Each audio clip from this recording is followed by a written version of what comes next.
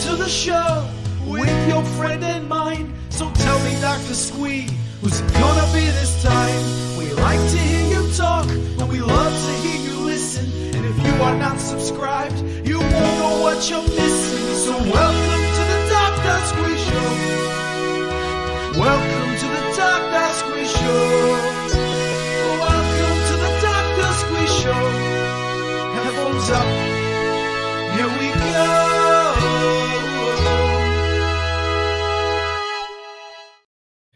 Hello and welcome to the Doctor Squee Show presents Twin Peaks. I was originally going to call this the audio files because I found that quite funny, but these originally produced in books. So these are the books of Twin Peaks we will be talking about today.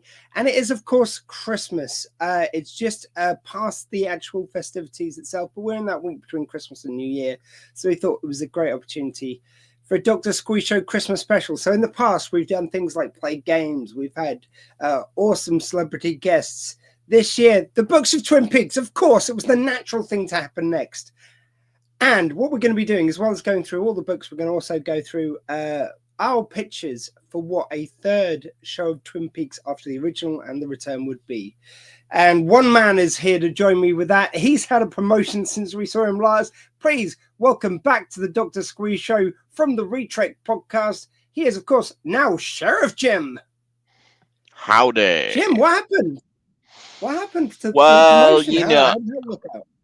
Just so much sterling work as a deputy that they just couldn't deny me a promotion. And also the current sheriff disappeared in a flash of blinding light that is as yet unexplained. So, you know, more a promotion of necessity.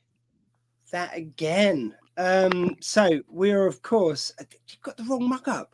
I was about to introduce the mugs and you're sipping from a Star Trek mug. I just realized I still have my com badge on from recording last night. So we, of course, have our Twin Peaks mugs on the go. Damn fine coffee, which I've got my camera flipped the correct way around. And for today, unfortunately, Jim ran out of time, but I managed to last night bake this homemade cherry pie. It's the first time I've ever made a cherry pie. We were originally going to record last night, but I ran out of time to get stuff ready. So this was cooked last night. I had a bit last night. It was lovely. And I've even got my cream at the ready here. So let's just get that on that bad boy. I don't know if you're picking that up on camera, but man. And if I didn't say it's vegan, we can see. I don't want any of the letters. So just sorry, this is going to be like I've realized how much this is not stunning TV, but I thought, you know, it's even less stunning radio. But for the audio listeners, squeezing some damn fine cherry pie is indeed damn fine. I've got to admit. Oh, this doesn't go out on audio anymore. I lost the thread of doing that. It's straight to video and that's it. So yeah, that was some damn fine pie. We've got some damn fine coffee. Diane, I'd come to Squeeze upstairs recording studio with his dog behind me for pie and coffee again. Click. So guys, we're going to, as I scoff my pie and drink my coffee, we're going to be talking about the books of Twin Peaks. So which books are we talking about today, Jim? We are talking about, and I have props, we are talking about The Secret History of Twin Peaks, which was written by Mark Frost, one of the creators, and this came out shortly before The Return. And what this does is, we'll get into it in more detail, but it kind of fills in a little bit of the blanks as to what's happened after the original show before The Return, and it gives lots and lots and lots of backstory on the characters, the town, the history of America. Links to so many real events as well. It's amazing. Yep. And then even Donald Trump makes an appearance in there, so And I thought we'd introduce. Yeah. Sorry, that was my. And then. No. Sorry. Then, we also have Twin Peaks: The Final Dossier, which was written by Mark Frost, and this came out after The Return of Dead. And this is something of an epilogue, something of a coda, something of a cash-in. It promised a lot of answers that, we'll get to it. Well, I believe, if I'm remembering correctly, from an interview with Mark Frost, he talked about the amount of research, the amount of hours it took him to compile all the necessary kind of true life events, and then to weave them into the history of Twin Peaks seamlessly for the first book. And he said he had a toilet break while they were doing The Return, and he wrote the second one. So I might be not getting the quote exactly right, but I think it was something along those lines he said. I think I'm a little bit more, a little bit warmer on the second book than you are, but I might be a bit kinder at the time. and that's it for my visual props. But we are also gonna talk about The Secret Diary of Laura Palmer, which was written by Jennifer Lynch, David Lynch's daughter. Wow. And I believe that came out in between season 1 and 2 of the original run.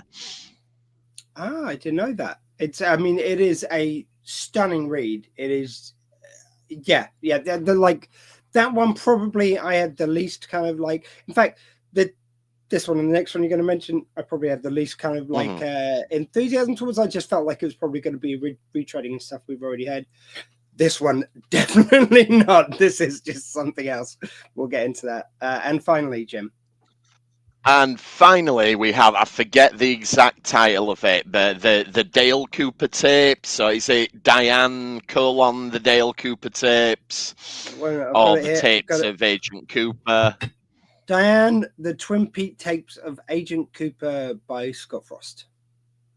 There we go. And that's an audio book that Kyle MacLachlan did. And it uses the various tapes from the show itself, but it also adds other ones to embellish it. And am I right in saying that it covers season 1 and sort of the start of season 2, it seems to finish? Season 1 and the first episode of season 2, which we'll get into. That's it. But I hope this is correct. I know it once, sorry, I've just put pie in my face. I'm not in the comedic way. But yeah, I seem to remember when I first read it, and I know it did garner some awards. But I believe this one won an Emmy for the audiobook. It was certainly some kind of like award. And yeah, it's again, I wasn't expecting much because it was kind of like from diary, like we heard his diary entries along the way. The new stuff does really add something, and it as a piece does feel like something different somehow. I was kind of more impressed than I expected to be by that one. Yeah, it was fun. It's because at that time, Twin Peaks was sort of flying high, and they could have turned out any old cash-in, but I think what they did with the diary and with the audio tapes was at least something a little bit unique, a little bit different, and more thoughtful than you might have expected. You know, they could have just plastered the logo all over the place, but they didn't, and maybe if they had done, they'd have got season 3. Who knows? Well, we'll say. I mean, and speaking of which, and then of course we will. Our denouement of our Twin Peaks go through will be our pitch for a third version of Twin Peaks. I mean, I think the fact that there have been so few Twin Peaks books over the years says something about how much they protect the brand, and you know how kind of special it is. I love kind of. Doctor Who, Star Trek, Star Wars for all their extended universe books and everything. We won't go into Star Wars too much because I know there's still a lot of hurt people out there from the original kind of books. But I love all that. But it's kind of like there is something about when someone is or two people are such auteurs over a show that they are that protective of it. That's like, no, when we release something, this is about the story, and this kind of like this takes on an extra import, I think. A quick hello there to Razorhead as well. Thanks for joining us again. Fantastic. So we will start. I have got some notes here. So The Secret History of Twin Peaks by Mark Frost. My favorite thing about this is the thing is it's Lynch, so you never know, like if you just have something written down, how the delivery is, apart from like probably quite like in a very, very specific way. Yeah. But he said it's like when he was asked about the book, he goes, I haven't read it. This is Mark's History of Twin Peaks. And it's like, wow, dude. I mean, it's like, however you read it, however you meant it, it's like you could have just gone, oh, I haven't got around to it yet. It's like, no, this is his. Yeah. And I know it does free him up so that when they're doing the TV show, he doesn't have to stick to everything that he's put in it. But it's like, it really felt a little bit like throwing your buddy under the bus. Yeah, I do feel like there's almost this kind of friction. And I feel like, David Lynch is a genius. He's quite possibly a mad genius, but a genius nonetheless. And I feel like he's sort of throwing all this stuff out, and Mark Frost is there taking notes and trying to make it sort of cohesive in some way. And he's going, David, I've written this book. It's got all of American history, and it's got everything, and it'll all fit in. Just don't do anything that'll ruin it. Like, please. And David Lynch's just like, yeah, Mark. Okay, well, this is what I'm doing in the show. And we'll pick up on it in a bit, but yeah, the second book tries to kind of make up for that in some very funny ways. But I also love the fact that I don't know if they at all kind of like discussed any of the ideas which are now in this book, which weren't previously mentioned before they put the show together. But it does feel like it's like the amount of Illuminati references which they explain, which are clearly, once you know that history, they're clearly in Twin Peaks. So there's kind of like, I've got to mention pyramids, but I don't think they appear greatly in Twin Peaks. But like owls are I think a Masonic symbol. And there's a symbology of the Illuminati. And I know we have the Masons in Twin Peaks, but they're kind of like how the lodge links back to it. Sorry, I just realized the mic's very far back from me. Is that any better sound-wise?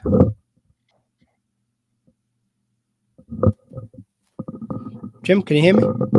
There was no wrong with it before, but it's always nice to hear you. Yeah, I can hear you. That's great. Sorry, I think we got a slight delay. That's a bit it was actually sounding fine before, but this is quite Lynchian that we've. Right, it's quite Lynchian that we've got weird noises coming through now. So. Yeah, it's true.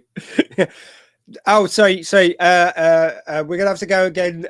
Sorry, Mr. Lynch, but the microphone was a bit away from the screen. Keep it in. Just set it close now. We'll do it as part of the scene. We've got another comment from Mr. Razorhead. You guys are talking Twin Peaks there. Where else would I be at 5 a.m. on a Saturday morning? It's 5 a.m. where you are. Well, cheers to you, my friend.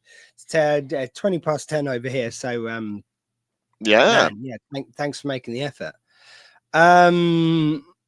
Yeah. So anyway, so I thought kind of including all that and the, as I say, the amount of things which I now understand come from that in the series are kind of quite amazing.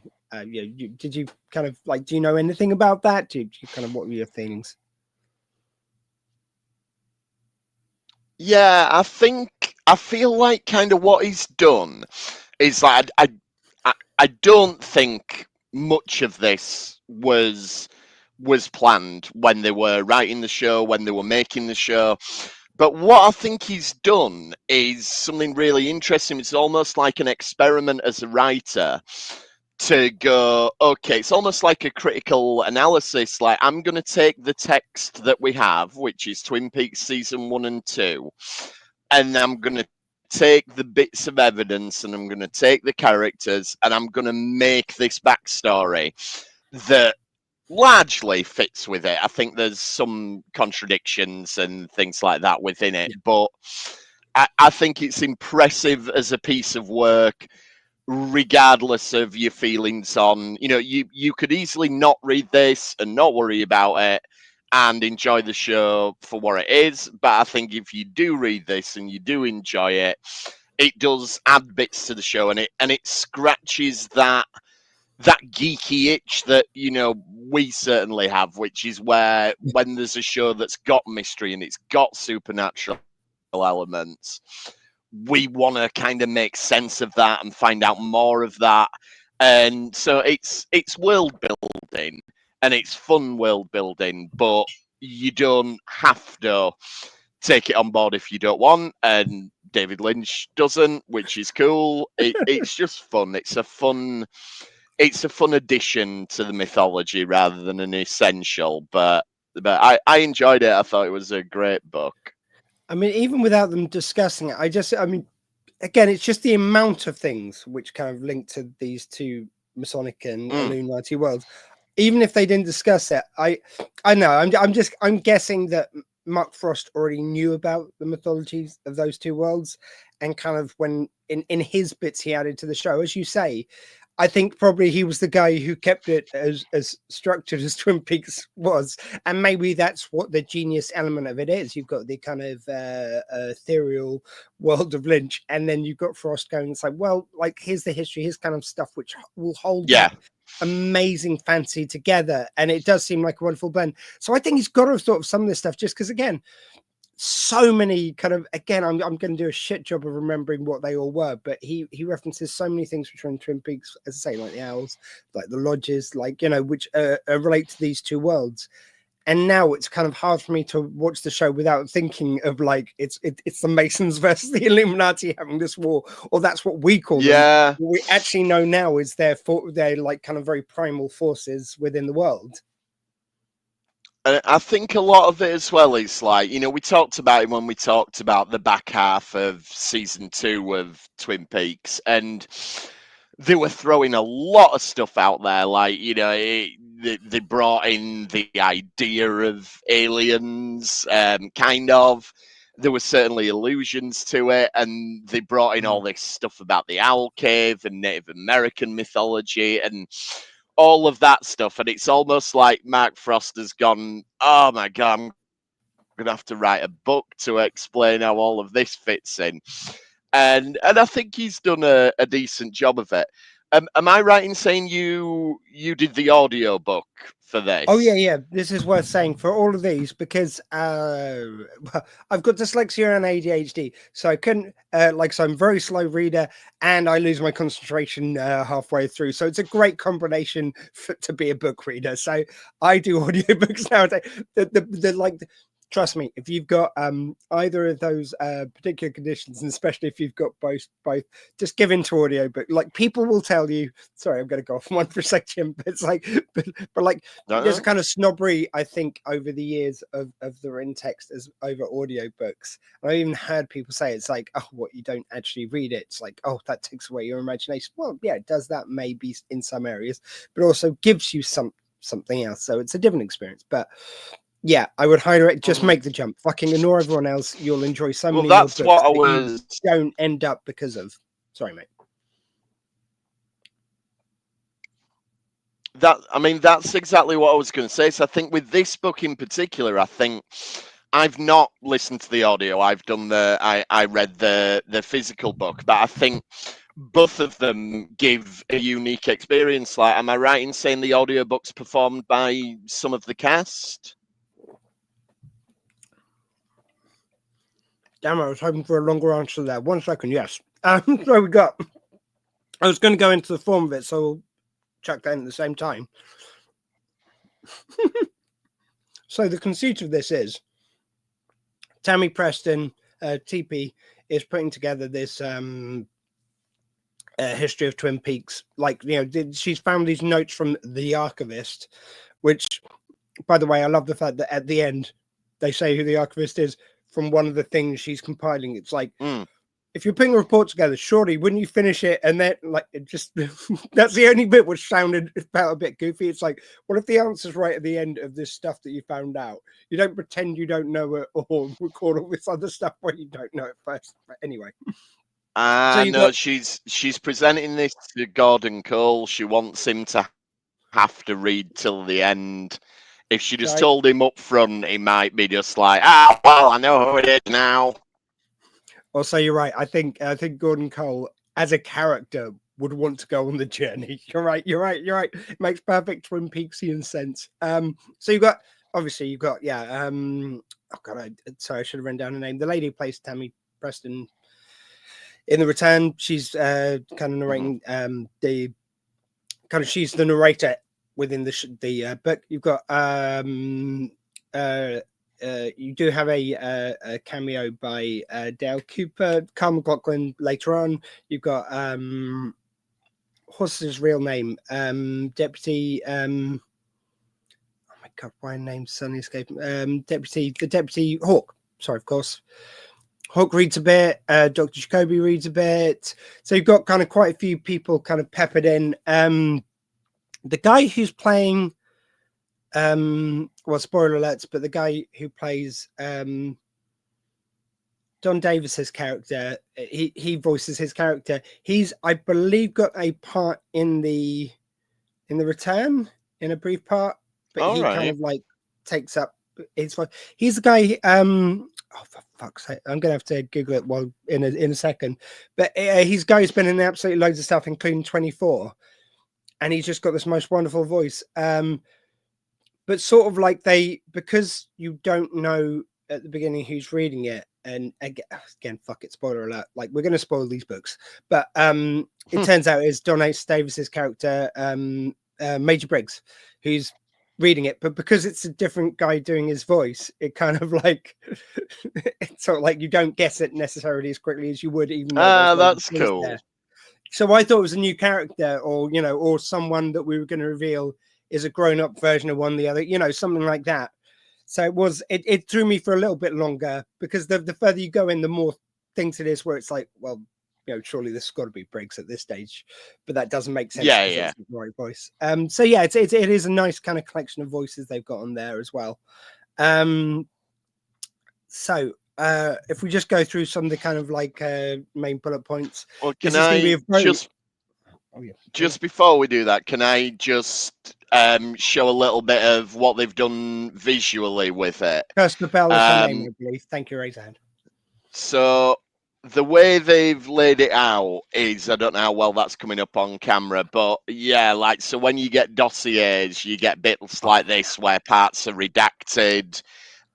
You get bits that are newspaper clippings. I'll see if I can find a little bit. There we go. So there's bits where it's newspaper clippings and they've put it like it's an actual newspaper clipping. And then there's some really cool little Easter eggs in it. So we have a picture of Leland Palmer. But if you were reading this book in the style of Dr. Jacoby and you had your old style 3D glasses on, this actually turns into an image of Bob. No. So, yes, you can. It won't come up well on camera, but you can see. Can you almost see his eye there, just in red? I can't. I can very clearly see a very handsome young Ray Wise. To the left of Leland there. I see the clock there. Is there that maybe one of his eyes? No, the opposite side to the clock. Have a look just over his shoulder. Anyway. So it's hard to tell there, yeah. It's one of those where if you put on the red-blue 3D glasses, it turns into a picture of Bob. And Eraserhead says, yeah, same thing with another picture. I believe it's an owl that turns in. Yes, an owl. Yes, there is. I can't find the. just for anyone. Same thing with the other picture in the book. I believe it's an owl that turns into an alien or something like that once you put your 3D glasses on. I know this doesn't go into an audio version, but just in case anyone's not looking at the screen. Yeah, there is. So there's lots of stuff like that throughout it. So I do think it's one that it's worth picking up the book. Even if you want to listen on audio at the same time, because it's just a lovely, well put together book, and it's a nice sort of collectible. Anyway, there it is. There's the owl. Amazing. Which, and as yeah, I mean, Eraserhead pointed out, is not what it seems, because it turns into an alien. Are you saying the owls aren't what they seem? That's exactly what I'm saying. Nice. I mean, and yes, I do also do that. Yeah, it's like sometimes with the audio books, I will buy the book, like you say, for instance, with that, it's visually stunning to go along with as well. But yeah, what I really love about this as well is the way it's put together into like different bits of history. So I like books like this because even though it's amazing, really well structured, it's a lot to take in. So once you've just gone through the adventures of Lewis and Clark's expedition, which is the first thing we follow, and like I took a break and I like listened to a podcast and then I came back to it, and it was a really nice way of doing it. I think the narration by Tammy Preston, Krista Bell, was really great, and she just like, there's just funny little asides, like it's like, oh god, after reading all that bullshit, I think I'm gonna have to like either down a pot of coffee and continue on, or go to bed for a week. You know, it's like just silly little bits which they throw in, which are very characterful, which we'll get into. But like in the second of the dossiers, I felt it almost seemed a bit too forced, a bit too much like she was kind of gossiping about people she's never substantively met, at very least, and a lot of people she's never met at all.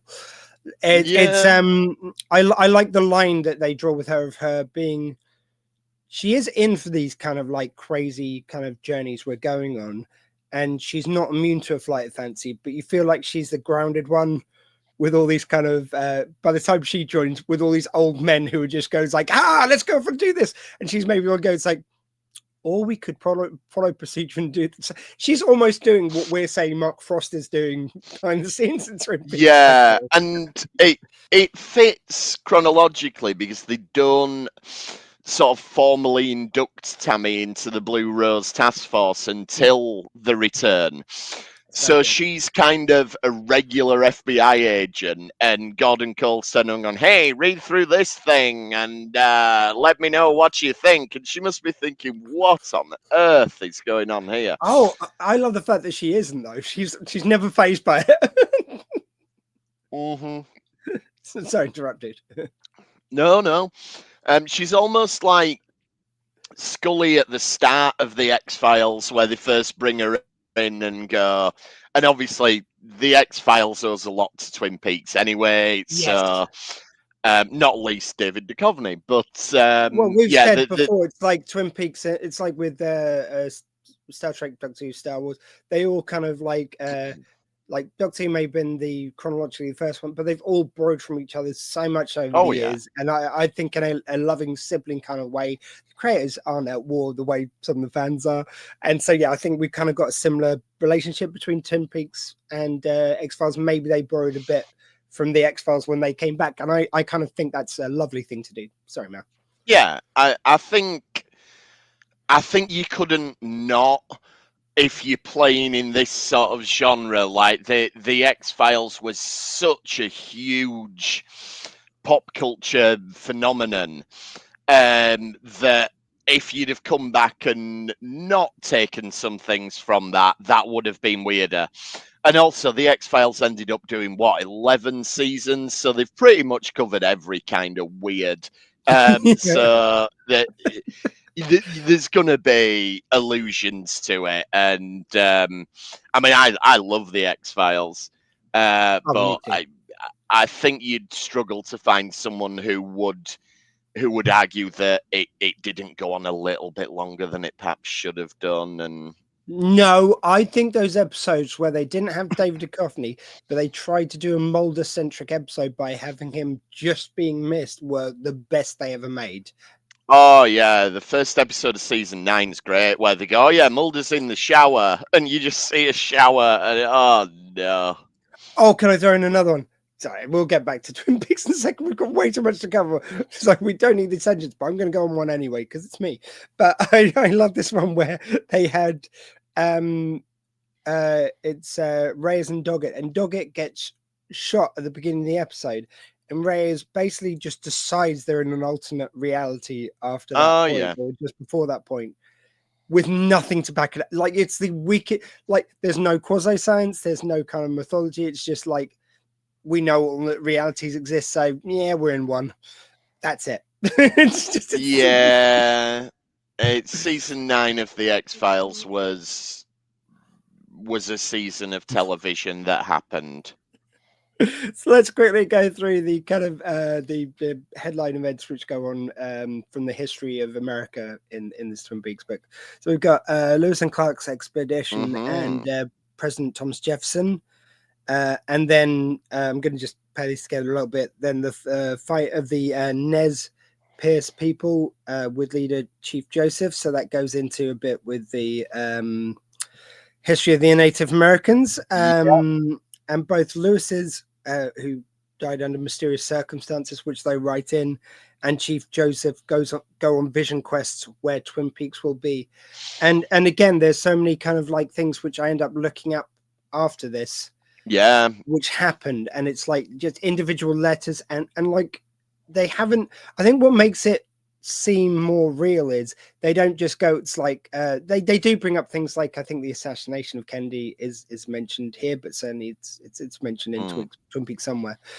They do mention big events, but a lot of these are like, I don't think most people would know a lot about the Nez Perce people. I'm sorry if this is if I've made any typos right in this. Chief Joseph, I don't think maybe it's as discussed. Okay, we know about Lewis and Clark and Thomas Jefferson, but I don't think maybe some of the meetings they're talking about are the most highlighted ones, and they're the ones where they insert these events. Yeah, like, you know, as they stand with this extra stuff on it, which I think that's why it's kind of so interesting. It's not just hitting the big beats of history. Yeah, that's it. I think what they've done is, like you said, they've found like the gaps, if you like, the spaces within recorded history, and said let's play around there. And you know, just as a counterpoint to that, do you remember there was a TV show? This came out off the back of the X-Files popularity. I believe it was called Dark Skies.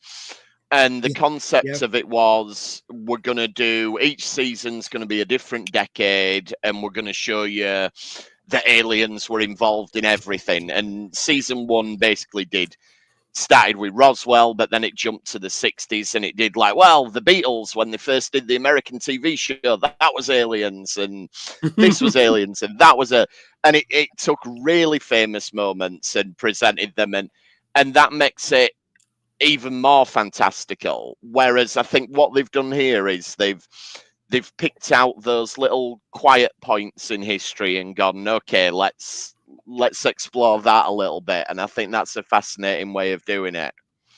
Yeah, definitely. I think with reference to the X-Files we were talking about, Razorhead, they pulled a really weak mirror with that one. Yes, they did. And is that the one that ends with Scully wakes him up and Doggett says like, oh, thank you, Agent Scully, you've saved my life. And she says, I just woke you up, Agent Doggett. And that's like Gillian Anderson's whole contribution to that episode. Like, I'll take my paycheck. Thank you very much. Anyway, no. We will save this for an X-Files podcast. Someday, my friend, someday. Then you've got, I am going very broad strokes here, but we've got Nixon, Project Sign, Project Grudge, and Blue Book.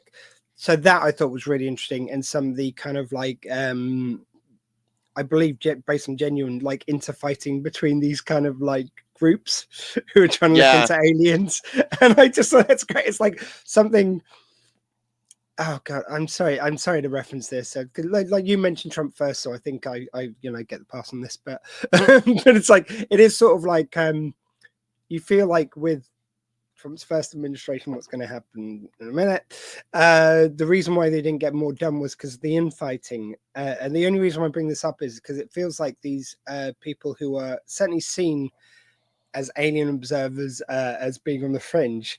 It's when they fight amongst each other. It's like, oh no, they were blue aliens, not green, or grey, or no, this actually happens, not that. Those people are crazy, and it's like you think when everyone else is considering you crazy, it would band you together, but like everyone's got their own issues within these kind of conspiracies.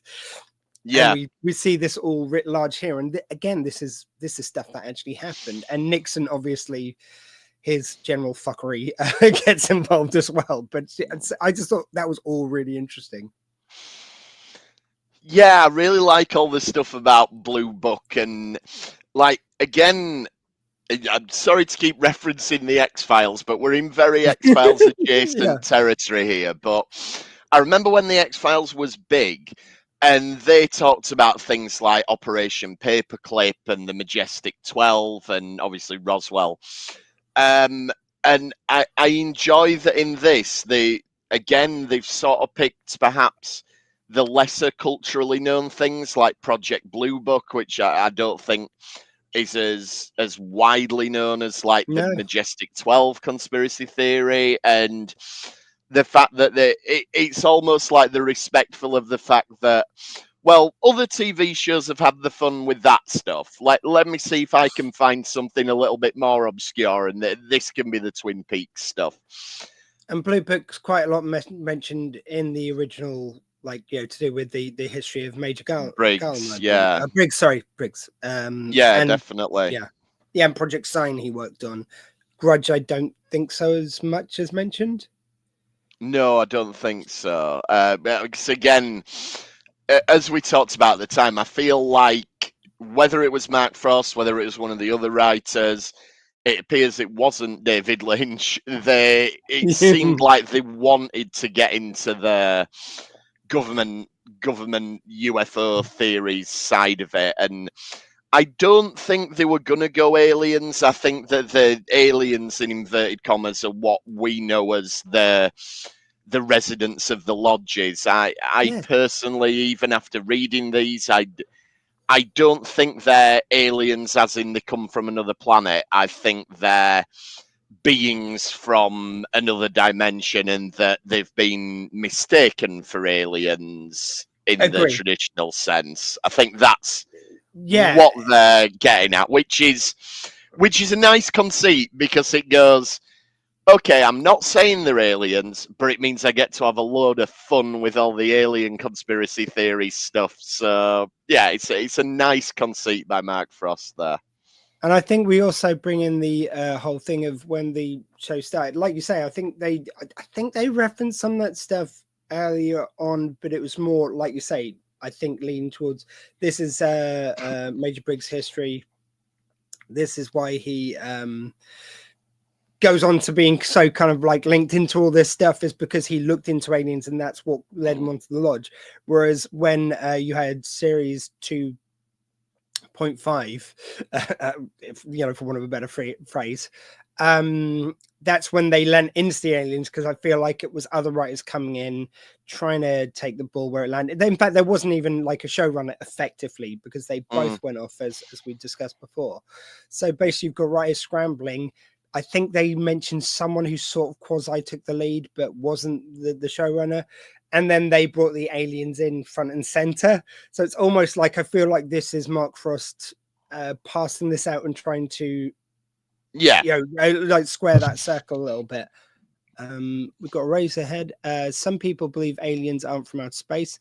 They're interdimensional beings that reside here. Frost was definitely running with that concept, not some UFO flying saucer direction. You're completely right. And as I say, Mr. Razorhead, I'm guessing Mr. Razorhead. If it's Mr. Razorhead, please let me know. Or Day Razorhead. We are welcoming you all here. However, I think definitely when they 2.5 they try to play up the aliens. I feel like the abduction was meant to be an alien abduction Possibly, yeah. And like you say, I think this is Mark Frost sort of squaring that off. And I think that's the difference between Frost and Lynch's creative voices in this. I think Mark Frost is interested in who are these beings and where do they come from. David Lynch, I don't think cares, and I don't mean that in a bad way. I think to him, they are something that fascinates him and something that he wants to tell a story around. But I don't think he cares whatsoever whether they're aliens, whether they're dimensional beings.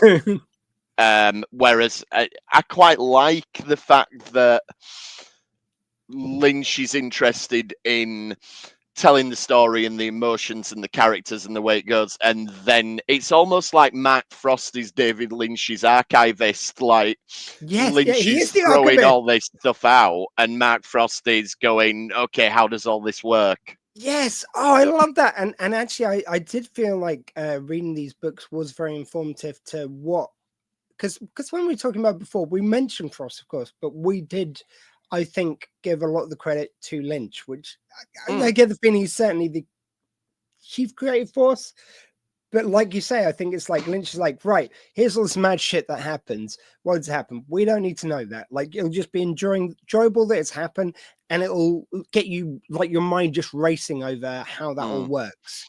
And Frost gone, well, if we give them these few little bits of kind of like these ledges to stand on while they're working out all this beautiful, insane shit, it will be better. And I feel like that's why their partnership works. And it's like, say, without the absence of Lynch adding anything new into this, it really shows you kind of, like you say, that kind of side of it. Eraserhead, Frost and Lynch are basically just Briggs and the Log Lady. Both have higher insights, but one goes about it through proper logic and the other is more weird. Completely perfectly. Absolutely. So let's so just a few more notes. We see we get the old, oh God, I can't remember his name. The old guy who gets killed by the Black Widow, who turns out to be behind a lot of this as well. Yeah, kind of throughout. And I love that thing of just taking a character who really we didn't see a lot of, and he's integral. Yeah, there's something very funny about I mean, I assume he picked that character because it's stated within the show how old he is. I think he's said to be like 100 or something. So he's a good character if you want a through line. Mayor Milford. But the fact that he's picked this obscure character who's in one of the goofiest storylines in the whole show, and he's gone, I'm going to make him central to everything. And so he develops this enormous backstory about how he's been involved in all these different investigations, and he was abducted as a child, and he ties in all, like, it reveals the Log Lady and Harry Dean Stanton's character were all sort of abducted at the same time, and and Dougie Milford runs through this whole thing, and effectively, as much as a book like this can have a protagonist, he's the protagonist of this story. And it almost makes it funnier, really, the way he ends up dying in the show. You know, it is really interesting.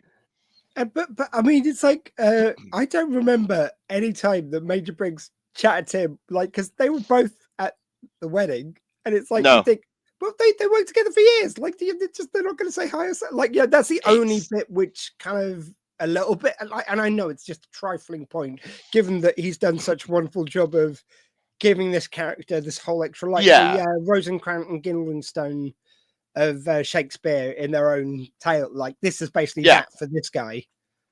Yeah. And I think also because he has such little impact on the broader story when we actually meet him in season 2, he's the perfect character to do that with, because you can do anything you like with him because he isn't consequential to what's going on. If he'd have chosen a character that we knew really well, then, you know, like, say he'd chose the Log Lady and said, oh, the Log Lady actually worked for the government and all this, so you'd be like, well, why didn't you tell someone? Ray said it really was a great way to give a backstory and to also legitimize characters that were screwed over by the second half of season 2. Yep. So yeah, we Twin Peaks is found by the Packers and the Milfords. We get the story of the the older characters from the first TV show as young people and how they grow to be the people they are. As you just alluded to, how in 1943 children, the log lady, the future trailer park owner, Carl Rod, and Alan Traherne, I'm going to say, go missing in the woods. They come back later with triangle tattoos and no memory. And that's sort of the birth of the log lady as the log lady. Mm-hmm. And there's this wonderful story about her losing her husband and stuff, and which is just heartbreaking. But and she knows because the log told her, and it's just and like they even say that she knew how she was going to die as well, which was just such pathos. Yeah, especially since that scene. Yeah, there's no way you could add any extra pathos to that scene, and they Mark Frost hold my beer, and she knew it was going to happen as well. It's like, yeah, I kind of could have pieced that together, but no, you've actually said it's like, oh, that just really is haunting, and it does that really well with a lot of the characters. So you get the Josie Packard, you get Robert Jacoby being the town's writer was a very fun thing with Dr. Jacoby as well, and you get a bit of his backstory. Ed, Nadine, Norma, and Hank. There's a lovely thing about their backstory, but you also get the extra wrinkle that Hank was hiding the letters from Ed because he went off to war. I feel like the chronology of that contradicts some of the stuff that we were told in the show. It sort of implies in the book. It sort of implies that the Ed and Norma's almost relationship was a lot later than I always got the impression of. But I'm not, it's not a hill I'm going to die on. I would have to rewatch the show and reread the books again. So maybe in 10 years when we do this again, I'll come back to that. We will do this again in 25 years. Oh, yeah, let's do that. How old will we be? I don't even want to think about it. Carry on. We need fucking hell. Yeah, let's not think about that. 71. Fuck that. Anyway, that'll be for me. I think I'm 46 now. Oh, I'll only be 68. All right, so that's all right. I'll still be in my 60s. I'll be fine. I think for me it was more the fact that going back to the story, more the fact that they did it. It feels like I always got the feeling, and again, I'd have to rewatch the show, like you're saying, but I always got the feeling that it never quite happened for them. Whereas it feels like there was quite this romance, and it was quite long lived. It was only when. Yeah, as I say, miscommunicate. He didn't hear back from the letters because they were being hidden by Hank. They both thought each other had moved on, but it was quite far into the relationship, and that I don't think was certainly brought up too much in the show. Got a few comments from Razorhead. It's a really great way to give a backstory. Oh, sorry, no, we're down one. Even the stuff with Josie in the book is interesting compared to what was going on with her in season 2. Cough or not cough. I'm going to choke on pie. We'll see you again in 10 years, meanwhile. So to wrap this up, unless you've got any more, it was revealed that Major Garland was the archivist all along. Again, I just want to give, just the last shout out to, let's say, this relatively new character of Tammy Preston and the way she wove it. I love the fact that this is a dossier and it's told like she's giving a report, but where it's it feels like it's probably where I listened to the tape version, but it reminded me of Coop's entries. They are professional kind of documents, but she does do little asides because she knows she's giving this to her boss, so it's and who she's kind of got this kind of friendship, whatever you like to call it. There's certainly a familiarity in that group within the Blue Rose group. so the little sides about, say it's like, geez, I'm going to need a lot more coffee before I read the rest of this, or, God, I didn't expect this coming. Maybe that'll be something like, she does these lovely side, but it's so well toned to keep a professional dossier, but also have these kind of characterful moments. And she is just wonderful as a narrator. Everyone does a great job in this. Horse, Michael Horse, he gets quite a few bits and is really wonderful. I could just listen to his voice all day anyway. He's great. A really great voice. But any final thoughts on that one before we move to the next book? Yeah, I do enjoy how it makes a bigger thing of the Owl Cave ring, which was introduced in Firewalk with Me, but became much more important in the Return. So presidents have it, and someone who became a president. It doesn't name Trump by name, but it's heavily implied that Trump at some point had this ring. So I hope Cooper washed it before he puts it on. And the bits. Also, if Clinton had it as well, you'd need to do that. Oh God, yeah. The bits that I really enjoyed as well are when it finally moves beyond the chronology of what we saw in the show, and it gives you little tidbits on what's happened to the characters since. So we get little bits on like the bombing at the end of season 2, Audrey, and so we find out who died and who lived in that, and we find out Audrey's in a coma.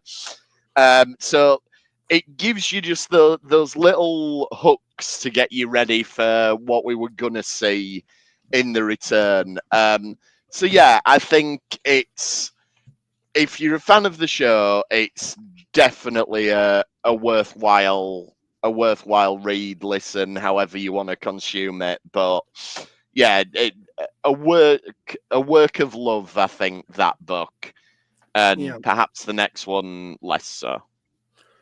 Yeah. So now we go on to the Final Dossier by Mark Frost. I believe the last one was in 2017, just before the Return, and this was 2018, the next one. Yeah, this was just after, and this was the one that sort of promised you will get the answers. Now, I'm not saying it's a cash-in and that less thought went to it, but for anyone who's watching, that's the secret history. This is the Final Dossier. So there's a bit of a difference in terms of how much was put into it. But again, it's a nice book. Oh, you definitely can't see that on camera. It's too dark. But there's like an FBI seal on the front of it. No. And in terms of visually, like, whereas that one has got all the different types, this one is just set out like it's various dossiers on various characters, and that is it, basically. It just goes through various different characters and gives us little bits on what became of them after the show, after the Return finished. And the conceit of this is that this is Tammy again writing up like a final report on everything that went down. Yeah, Razorhead, Final Dossier, I've only read it once, but I remember it deliberately being weird. It's an official dossier on characters, but lots of the facts are incorrect. Yeah, I mean, for me, it just seemed like, as I say, what the first one did so successfully was make it a mix between a professional dossier and these little asides, which worked within the context of how it was being reported. This fails to do that all the way through. I just feel like it's Tammy gossiping, but again, she doesn't know these. Like, it's like in this version, she's gone to Twin Peaks and she's hanging around. It seems a lot of it. And she talks about going places. Like before, she was almost bitchy about like God, like actually no, I think it's in this book. She goes, it's like Cooper worried about the coffee and pie. I'm yet to be impressed, and it feels like they've written this kind of almost backstory of her like being charmed by the town. But as I say, she's talking about these characters she never met. Yeah, like, I think on screen. Maybe she meets some of them during in her like mind in the recording of this thing in the reality of the book, but it just feels gossipy. It's like, oh, and then she slept with her, and it's like, like with him, and it's like, really? Yeah, it reads like an extended sort of Wikipedia article, as though we'd had another season and this is what happened to the characters, and it does just feel like it's going to gloss over what happened with these characters and give you a little bit of extra information on it and everything. Like, and I do enjoy it to an extent. So like the chapters it'll go through, right, here's a chapter about Shelley, this is what she did. Here's a chapter about Audrey, this is what she did. But and it's all the time between, like, because you alluded to the fact there's some stuff after the events of the return, but it also sort of chronicles the time between the original series and as well. Sorry, you were saying that.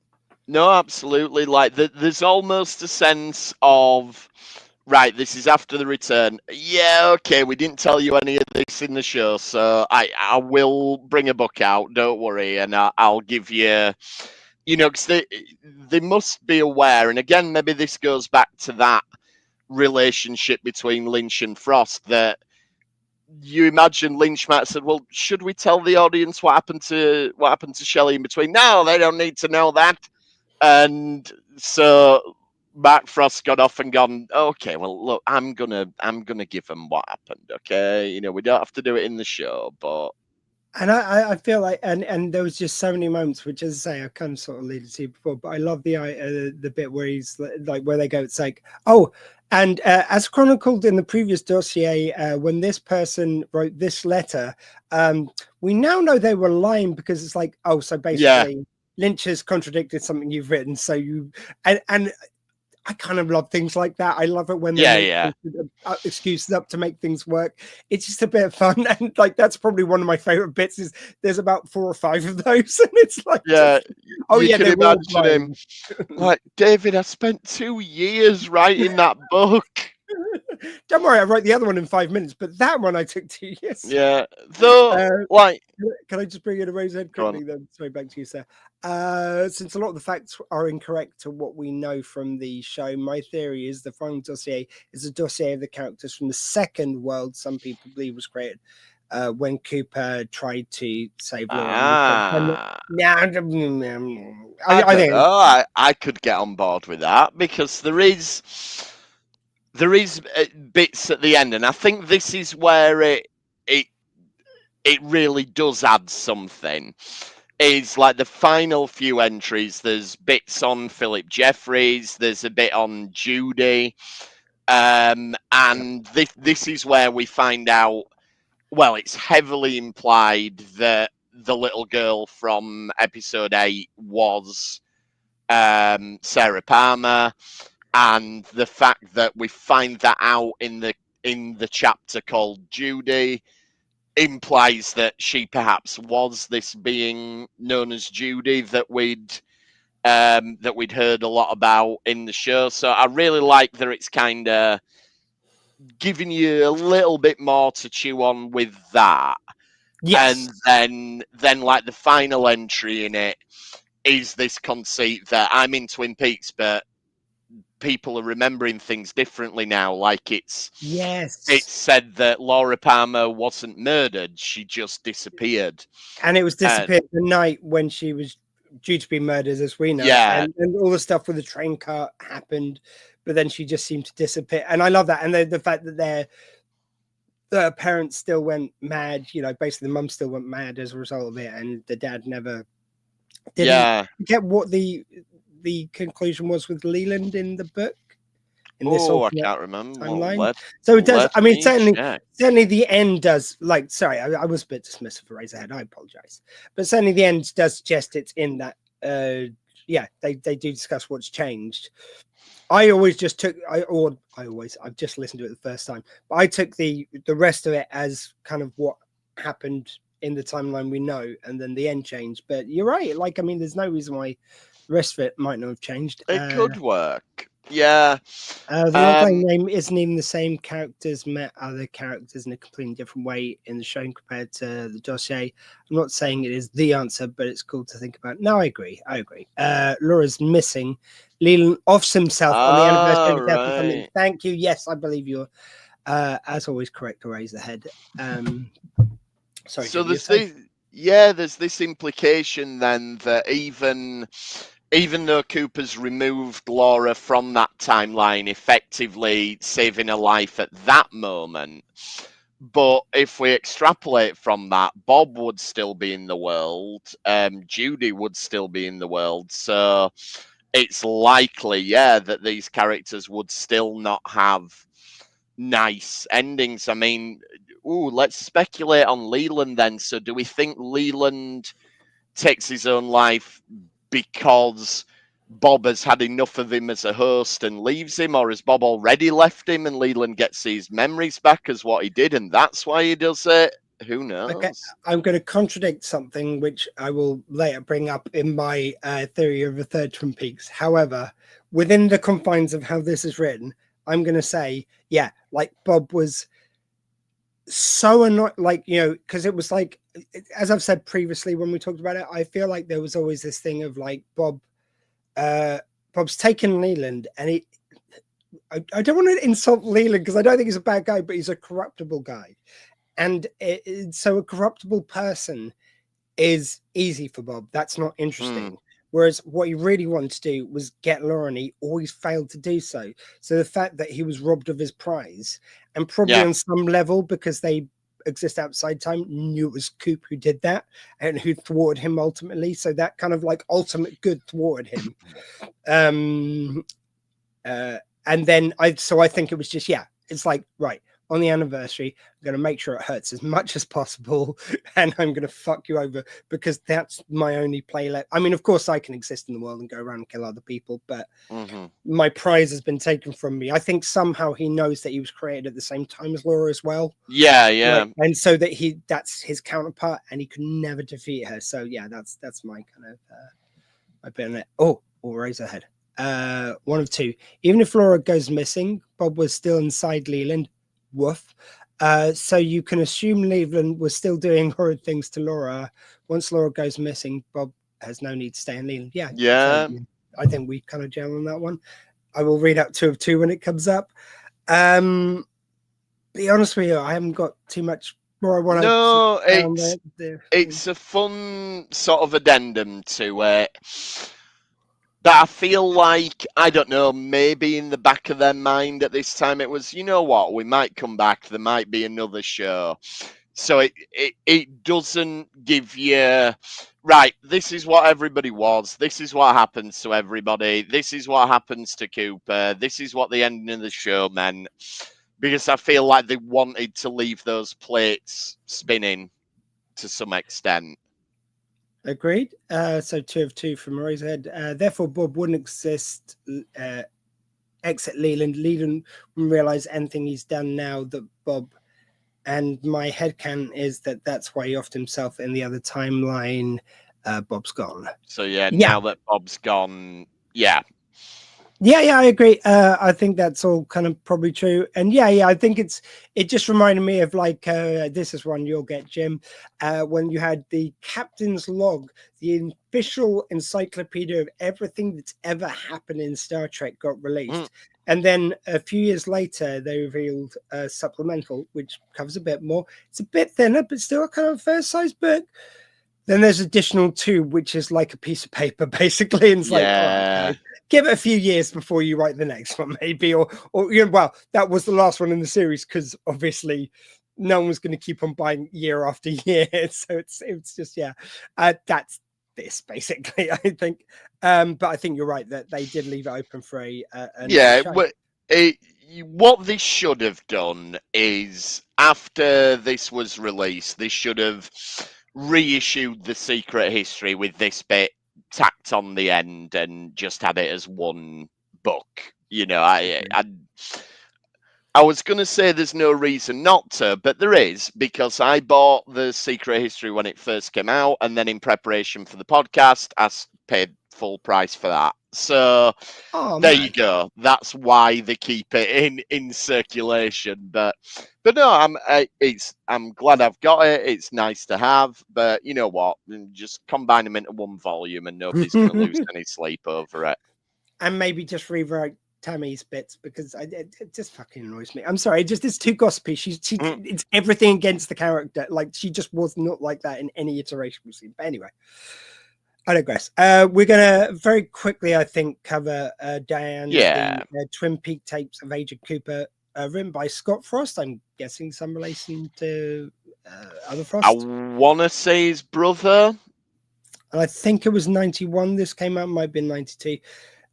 So, I mean, the thing is, like, considering, I honestly, I thought the two long books were going to be the first two. I didn't realize the second of the dossiers was shorter, and I thought this was going to feel like a cash grab, because it's just the bits from the show put together. But I didn't realize they recorded new bits for it, and it really, I was really surprised how well it worked, how much it felt like its own thing, how with the additional kind of bits they've recorded, like we get the thoughts of Cooper's he's coming into town, which we didn't get as many of before. We get bits where he's shot, and I find it so just lovely. Like, this is such a sellout thing about what is an actual really interesting, good audio book, but it's the fact that it's like all of season 1 and the first episode of season 2. Why? Well, because season 1 went down really well. We're about to launch season 2, and we might be able to get some money out of this.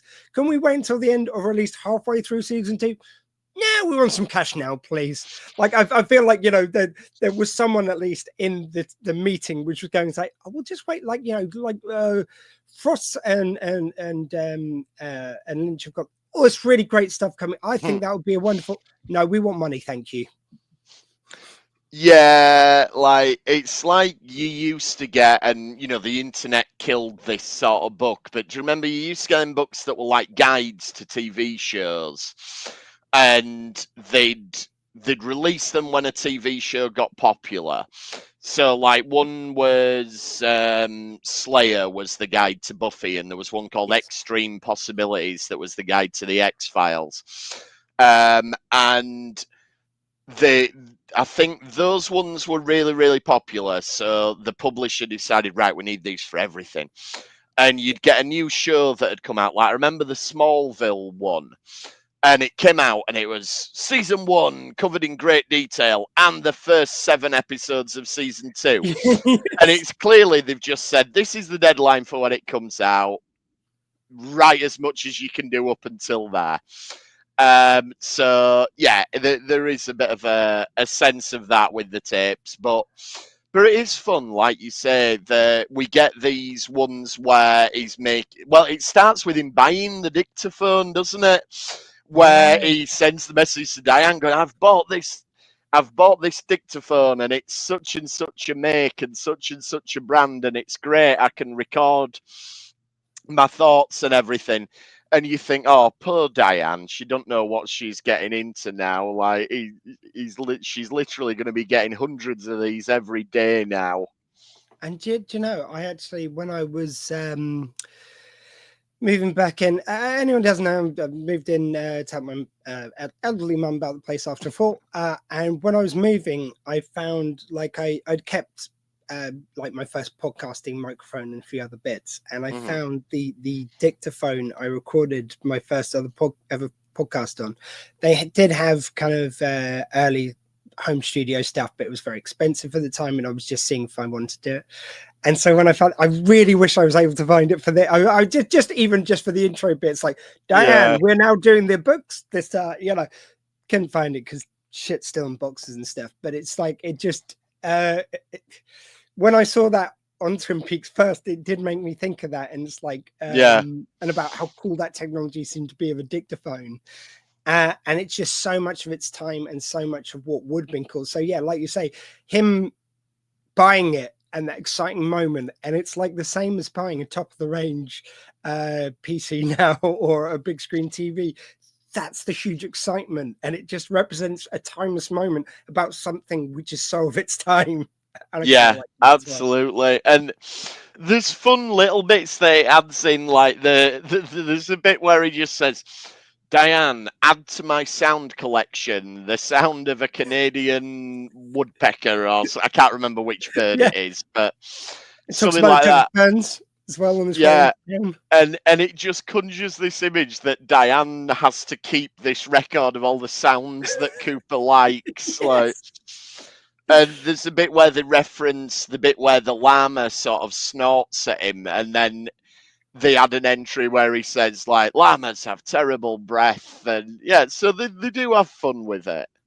Yeah, and as I said, just it does work as a book, and it does feel like I think there's a new entry somewhere around where he does get shot, where you've got those wonderful bonkers entries, which were also included, of where he's lying on the floor dying, casually talking to a bellhop, which turns out to be a lodge dweller.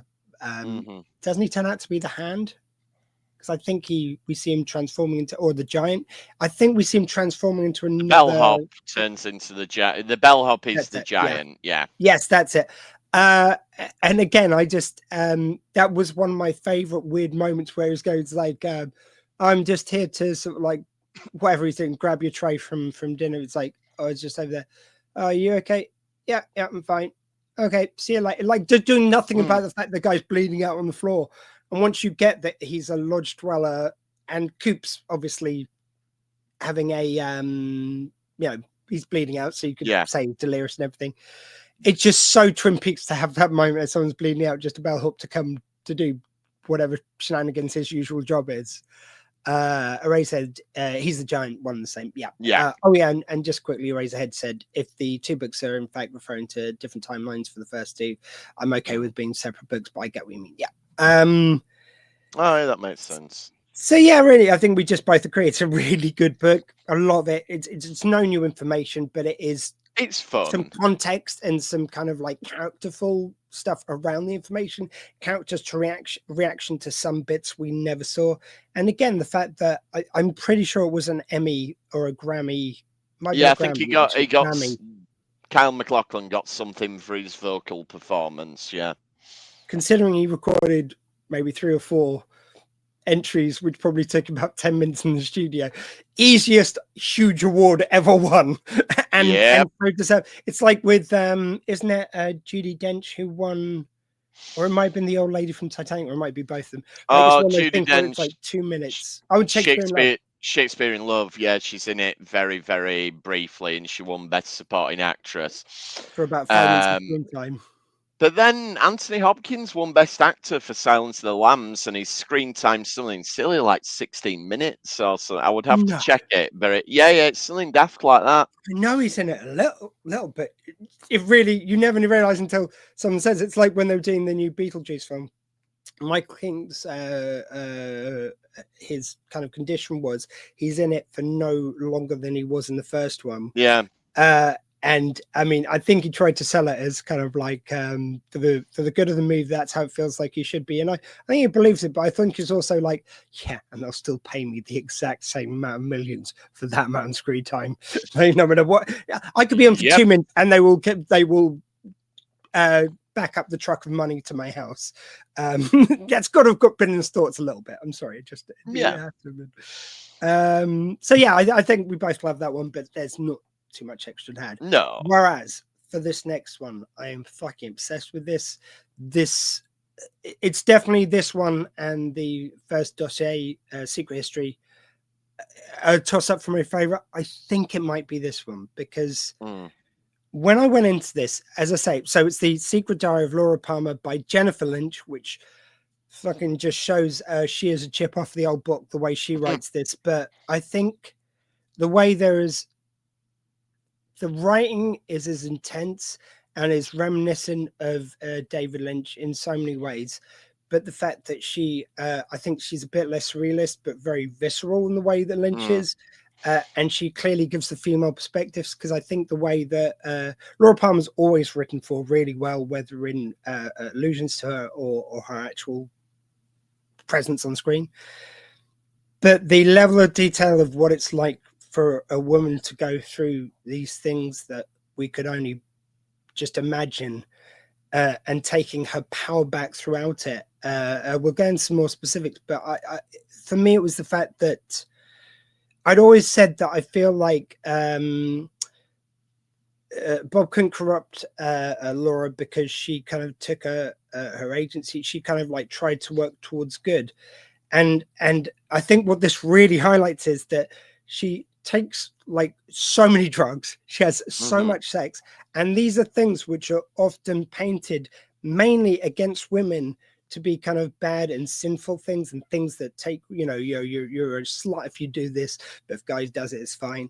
And it is all about a woman taking that power back and using those things against, like, you know, if I choose to do these things, you can't corrupt me with these things. Yeah. So even though it out and out says how many people she sleeps with, how many drugs she has, it's all about her empowerment. And I think I love the fact that the Lynches, both of them, they don't see these things aren't sinful. Sinful is your intent. It's what you do with these things. Yeah. And separating that from sex and drugs, I think, is just a really beautiful and powerful thing.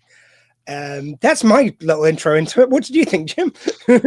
Yeah, I mean, I think it's not an easy read. It's very intense.